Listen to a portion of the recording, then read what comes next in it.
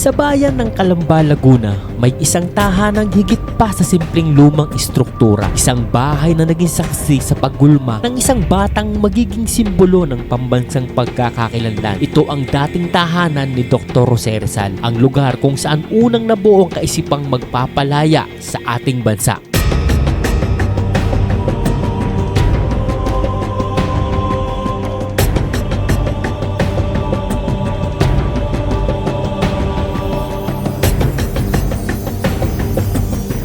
So mga ponyo, andito na tayo sa dating bahay ng ating pambansang bayani na si Dr. Jose Rizal. So sa likod ko makikita nyo, ito yung mismong kabahayan niya at papasukin natin kung ano nga ba yung mga historical na gamit or kwento na malalaman natin dito sa loob ng bahay ng ating dating bayaning si Dr. Jose Rizal. Tara, samahan nyo ako.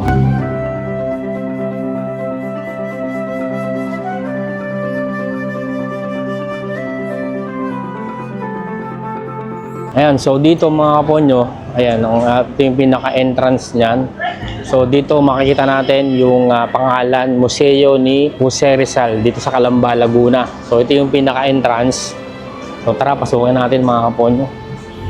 So ito yung pinaka-entrance niya. So dito may makita kayong donation box. So unang pasok natin, mababasa natin, ikaw sa langit nang galing ang sinag, pinatay ng sama, lalo pang nagdingas, buo kang dinurog ng lupit sa palad, lalo pang nabuo matapos mabasag, buti kang matapos pasamait sukat, lalo pang bumuti na walang katulad. Grabe yung pagiging makata ng ating pambansang bayani mga kaponyo. Talaga namang sobrang lalim basahin itong mga nakakita dito. So dito makikita natin Calamba 1742-1898. So yan makikita dito. So nandito lahat. So mahirap basahin lahat ng nandito. So ito yung ayan, mga kaponyo, meron ditong isang simento. So ito ata ay panggiik or pangdurog ng hindi ko alam kung anong distance sa ginagamit. So ito mga kaponyo, yan. So ganito yung makikita natin sa loob ng museo ni Dr. Jose Rizal. So dito pa lang tayo sa baba mga kaponyo. Okay, so dito tayo sa first stop. So ito mga kaponyo, so lumang damit. So ito yung kamison at luntiang kimona na pagmamayari ng mga Rizal. Ayan, so damit siya. Ayan, sinusuot ng siguro ay ama at ina ni Dr. Jose Rizal. So mga sinaunang litrato. Grabe na, parang bumalik sa sinaunang panahon. Tsaka tingnan niyo yung bahay. Talagang luma-luma pa rin mga kaponyo. So isa-isahin natin. So dito nakalagay ang bahay sa Calamba, ang tinamnan nitong mga bukrin, kanyang makiling, ang lahat ng kanyang payak at kabig-kabighaning kagandahan sa mga sandali. Yung lahat sa paningin ko ay nagkaroon ng kahalagaan di masukat. Grabe, yun yung sulat yung mga kaponyo. Deklarasyon para Fincas Urbanas. So hindi talaga to, may halo talagang Kastila yung sulat nila dati. Yung mga sedula or anything. Ayan, Laguna de Bay. Sa mga pinong buhangin sa baybayin ng lawa ng bay, nagpalipas kami ng mahabang oras ng aming kabataan. Pag-iisip at pangarap ng kung ano ang mayroon sa dako paroon. Sa kabilang ibayo ng mga alon sa aming bayan, halos araw-araw namin nakita ang tinyente na Guardia Sibil, ang gobernador. Kapag ito'y dumadalo doon na naghahambalos at nanakit sa mga walang sandat at tahimik na mamamayang hindi nag-aalis ng takip sa ulo at bumati mula sa malayo. Grabe, hindi lang nabati mga kaponyo, no? Ganun sila katindi, inahampas agad talaga nila. So ito pala, lahat pala nandito, pati Mount Makiling. Yung istorya ng Makiling nandito, mga ibon, ayan, nandyan din. So ito naman, ano naman ito? So dito, ito ay sapatilyang gawa ni Leonor Rivera. So wala akong ideya kung para saan ba yung sapatilya na sinasabi nila. So ito yung muka ni Leonora Rivera. Ayan, siyang naghabi. So dito naman sa part na to, halo-halo yung nandito pa sa baba. So yung mga lumang gamit, lahat. So ito naman, dito naman tayo sa kabilang side. So ito mga lumang litrato. So yung mga kaponyo. Mga lumang litrato. So mahirap nang basahin. Sa Sipping Memories from Student in Manila at Cuadro. So ibang salita mga kaponyo. Memories from Student in Manila, Cuadro de Faraguntas. Photos of Jose Rizal when he was student, award given. Okay. So ito pala mga kaponyo ay lumang litrato ni Jose Rizal. Makikita natin dyan. So ito yan. Plano ng isang paaralan, guhit ni Jose. So ito mga kaponyo. So sinaunang panahon, ginuhit na pala ni Dr. Jose Rizal. Yan o. Jose ng barkong Gemna patungong Espanya, 1882. Okay mga kaponyo, luman-luma yan. Kaya mga kaponyo, napakatalino pala talaga ni Dr. Rizal. Imagine mo, nakaguhit siya ng tsura ng larawan ng mga paaralan na idea galing na sa utak niya, wala nagturo, talagang based on imagination lang talaga. Ganun siya katalino. So dito mga kaponyo, ito naman nakalagay dito, libreta. Ayan, so libreta, probinsya, libreta cedula, resibong galing kay Jose Alsona, kapitbahay ng mga Rizal. So ito, sinaunang mapa mga kaponyo. So ito yung nasa baba, yan, makikita natin dito. And ito, lumang-luma na rin. Oh, parang logbook. Ayan o. So sinaunang logbook mga kaponyo. So nandyan pa yung mga oras, talaan ni Doña Trining, record book of Doña Trining. Mga resibo, orelan na pirma ni Trinidad Rizal. Grabe ito mga kaponyo. Sipin mo, naitabi pa nila yung mga lumang talaan na nandiyan pa lahat ng pirma. Nakakatuwa yung sulat, no? Luman-luma na talaga. So dito naman mga kaponyo, ayan, Portrait of Rizal by Dindo Liana. So ito yung mga portrait na lang, yung mga mukha na lang. So yan, mga lumang kagamitan, pambayo, nandyan lahat. Ito na. So ito mga kaponyo, akit tayo sa taas. Luman-lumay hagdan.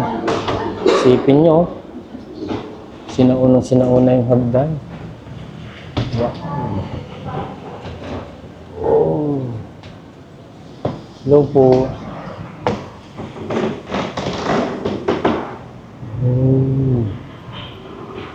Ito yung kainan. So ito malamang mga kaponyo, kainan to. Yan. So kita nyo, yan ang lumang kainan dito sa bahay ni Dr. Jose Rizal. Nandiyan pa yung mga original na ano. Na ma'am mga original pa rin po talaga lahat to. Yung pong cabinet. Upuan. Ito, ano na to? Replica na lang. Okay, sige po. Salamat. Dining area. So, replica na yung iba. Hindi na talaga original. And dito naman, so ito, yan, yung tsura pa dito. Ang bahay ni Dr. Jose Rizal. So, dito, yung mga painting, malamang mga original pa itong mga ito. Yan, mga lumang painting, oh. Ang mga po nyo. Basahin natin. Rizal was the brightest in his class at Ateneo and was always being awarded prizes. Wow! Grabe. Ano taon kaya ito? 1967? 1967. Grabing antik ng ano. So ito naman, 1967 din. So original na painting ko mga po nyo. Ayan. And dito sa kabila, so yan mga po nyo. Mga antique na painting din. O itong kabila, ito ay girls bedroom. So yan mga kaponyo. So nakalagay dito girls bedroom. So yan, yan tong itsura nung ito po puro original pa rin sa loob o may mga replica na rin. Yun ang upuan lang ng original. Yung pong original yung upuan. Okay. Sige po, salamat. So, dito tayo sa kabila. Grabe.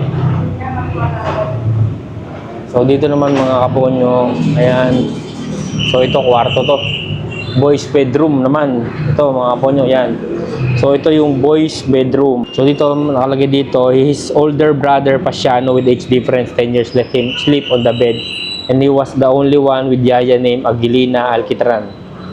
Because of his trial condition, when he was young, to improve his health, siya taught to say many things, such as horseback riding, swimming, and fencing. Wow! So yan mga kaponyo, makita nyo. Ito, mga sinauna pa to sigurado. Yan, sinaunang upuan yan. Malalaman mo kasi talaga pag mga replica tsaka yung original talaga. So ito, panahon pa yan ng, ni Dr. Jose Rizal. Itong mga kama, Rizal's bed. Ayan, the poster bed used by Jose Rizal while living in Calamba. Imagine mo mga kaponyo, ito yung kama na hinihigaan ni Dr. Jose Rizal. Ngayon, nasa harap natin. Ito mga kaponyo, ito yung higaan ni Dr. Jose Rizal. Imagine mo, nandito tayo ngayon sa harap ng pinaghigaan ng ating bayani si Dr. Jose Rizal. At dito, nandyan yung mga upuan, yung mga sinaunang upuan. So yan, Yan, mga sinaunang upuan. Nakakamangha talagang pumunta dito sa mga ganitong mga historical places. So dito mga kaponyo, ito yung family dining room. So ito siya. The punka, a large cloth fan in wooden frame suspended from a ceiling can be found here pulling on the record because it's moved back to the fort. 2 Deminis John, the Moana Species on display, large glass vessels used to storing liquids. Sabi, so dito tayo ngayon sa pinaka-dining area ng kanilang pamilya ng mga Rizal. So dito yung mga lumang kagamitan, mga porselana, makikita pa rin natin dito. And yung mga lumang cabinet, so hindi bawal na siyang hawakan mga kaponyo. And ito sa kabilang side naman is yung mga ginamit noong unang panahon. So yan, yung lutuan, dito yung lutuan. So yung mga lumang plancha, yung mga lumang banga, yung paso, nandyan. Grabe, nakaka-amaze makita. At yung mga kisame niya talagang original na original pa talaga mga kaponyo. So, ang sarap pagmasdan itong bahay talaga ni dating Dr. Rizal. So, dito naman sa kabila, ito yung pinaka-exit. So, ito yung pinaka-toilet. So, ito mga kaponyo. So, ito yung pinaka-toilet nila dito. Ayan, ganito yung tsura. Yung toilet ng sinuunang panahon. Ayan, may banga. So, dito yung staka ng tubig. And dito tayo sa pinaka-exit na. Oo. Okay. Dati nang may elevator. Elevator? Elevator ba? May time machine po. Opo, ayun. Oo nga, Time no? machine. May elevator talaga? As in? Ha? O, Ay, nakala. o baka naman gawa nito bago. Ay, hindi, baka bago na yan. Bago na siguro. Bago na, hindi siya yung panahon ni... Kasi nung Dito sila nung nagdadaan. Paano matanda na yung mother at father niya, hindi na makakasama dyan. Nag-elevator na sila. May elevator na pala nung una. Patakas. Ito yung Mga ngayon lang ginawa yan. So yun mga kaponyo. So napasok natin yung loob ng dating bahay ni Dr. Rizal. Sobrang nakaka-amaze na makita yung mga sinaunang gamit na nandito sa loob ng bahay ni Dr. Rizal. Just imagine, harap-harapan na nandun tayo, kita natin yung sumbahay. So kung gusto nyo makapunta dito, punta lang kayo dito sa Calamba, Laguna para mapasok nyo yung lumang bahay ni Dr. Rizal.